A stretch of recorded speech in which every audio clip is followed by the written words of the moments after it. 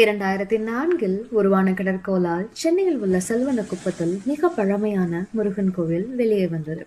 அதே ஒத்த காலகட்டத்தில் கன்னியாகுமரி கோவளம் கடற்கரை பகுதியில் இந்த சீரான கட்டிட அமைப்புகளும் வெளியே வந்தன.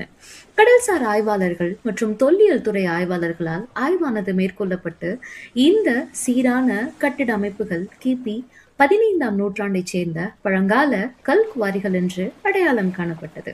இதை பற்றி கள ஆய்வாளர் நாஞ்சல் ஃபைசல் என்ன சொல்றாருன்னா, இந்த கல் அமைப்புகளுக்கு பேரு செடிமெண்டரி ராக்ஸ், அதாவது படிவுப்பாறைகள், இயற்கையான உருவானவை இவை. கோவளம் தென்மேற்கே சுமார் 3000 மீட்டர் நீளமும் 30 மீட்டர் அகலமும் உள்ள கடற்கரை பகுதியில் பாறைகள் கட்டுமானத்திற்காக வெட்டி எடுக்கப்பட்டுள்ளது.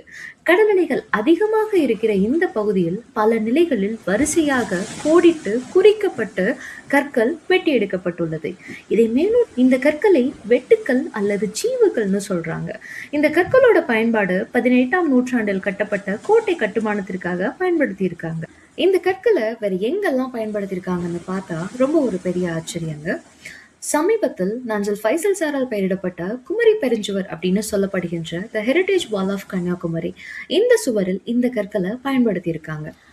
ஒரு சோஷியல் மெசேஜோட முடிக்கலாமா இந்த வீடியோவை? இந்த சைடு இருக்கிறது பழங்கால கற்குவாரி, இந்த சைடு இருக்கிறது நவீன இன்றைய கல்குவாரிகள். இதில் எது நவீனமானது அப்படின்னு பார்க்குறவங்களுக்கே தெரியும். பழங்கால கல்குவாரிகளாக இருந்தாலும் எவ்வளவு நேர்த்தியா இயற்கையோட வளத்தை அதிகமாக பயன்படுத்தாம நமக்கு நம்மளுடைய முன்னோர்கள் விட்டுட்டு போயிருக்காங்க. அதே